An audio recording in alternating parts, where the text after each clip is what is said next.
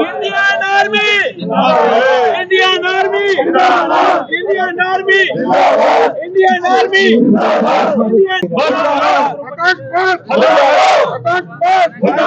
हमारे शहीद, हमारे शहीद,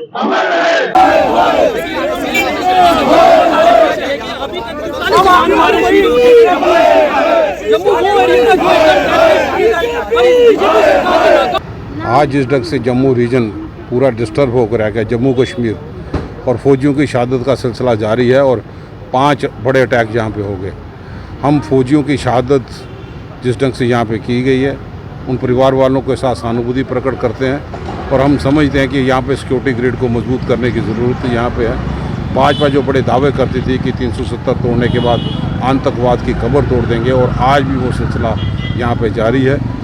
हम यही मांग करते हैं कि ठोस कदम उठाए सरकार।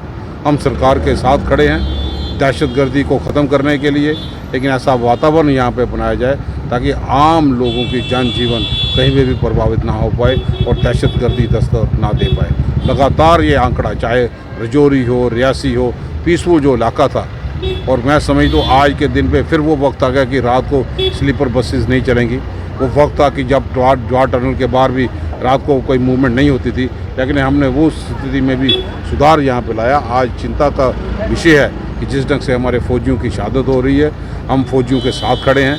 हमारा गौरव है, हमारा मान है। हम दिल की गहराइयों से उनको श्रद्धा के सुमन अर्पित करते हैं। जिनकी शहादत हुई उन परिवार वालों के साथ हमदर्दी का इज़हार यहाँ पे करते हैं और उम्मीद करते हैं कि सरकार ठोस कदम लेके सामने आए ताकि लोगों का कॉन्फिडेंस जो है वो बन पाए। हालात बन गए हैं जम्मू सूबे के अंदर। कश्मीर में भी तो आतंकवादी घटनाएं बीच में सिलेक्टिव किलिंग्स होती हैं। जम्मू सूबे के अंदर पिछले 2 साल से हब्बा मिलिटेंसी हो गया है।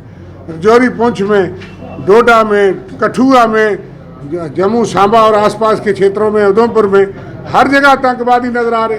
सारे जगह हाईडोट्स हैं, सब जगह हमले हो रहे और सरकार डंका बजा रही है कि हालात हमने काबू कर दिया, आतंकवाद का सफाया कर दिया।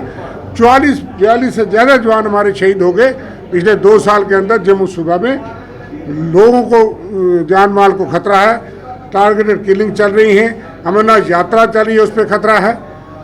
आने वाले चुनाव के लिए सुप्रीम कोर्ट ने कहा 30 सितंबर से करवाओ।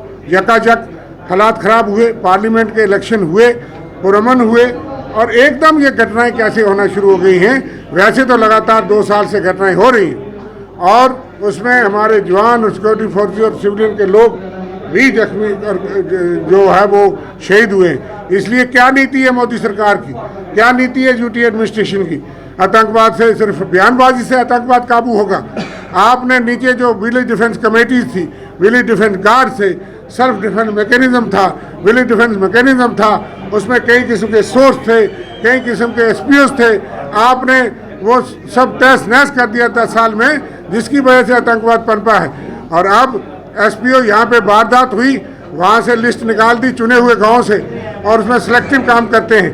इसलिए एसपीओस की भर्ती की जाए पूरे जम्मू सूबे के पहाड़ी और दूर दराज के इलाकों में, और विलेज डिफेंस मैकेनिज्म को मजबूत किया जाए। यहाँ सिक्योरिटी ब्रिगेड थी, वहाँ से हटा दी गई, इसलिए आतंकवाद पनपा है। पिछली सरकारों ने आतंकवाद का खात्मा किया था, 2 दशक से यहाँ आतंकवाद नहीं था।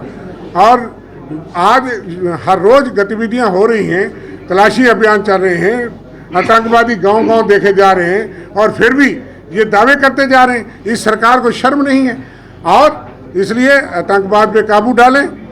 और दूसरी बात कि अमरनाथ यात्रा को सुनिश्चित करें कि सुरक्षा, और चुनाव के लिए जो सुप्रीम कोर्ट ने दिशा निर्देश दिया है, हालात पे काबू डाल के उनको काबू करें ताकि चुनाव सुरक्षित तरीके से हो सके।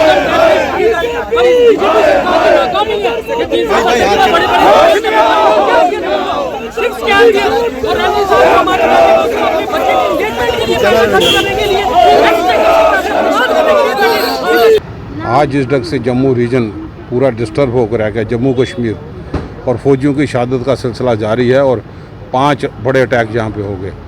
हम फौजियों की शहादत जिस ढंग से यहाँ पे की गई है उन परिवार वालों के साथ सहानुभूति प्रकट करते हैं और हम समझते हैं कि यहाँ पे सिक्योरिटी ग्रिड को मजबूत करने की ज़रूरत यहाँ पे है। भाजपा जो बड़े दावे करती थी कि 370 तोड़ने के बाद आतंकवाद की कब्र तोड़ देंगे और आज भी वो सिलसिला यहाँ पे जारी है। हम यही मांग करते हैं कि ठोस कदम उठाए सरकार।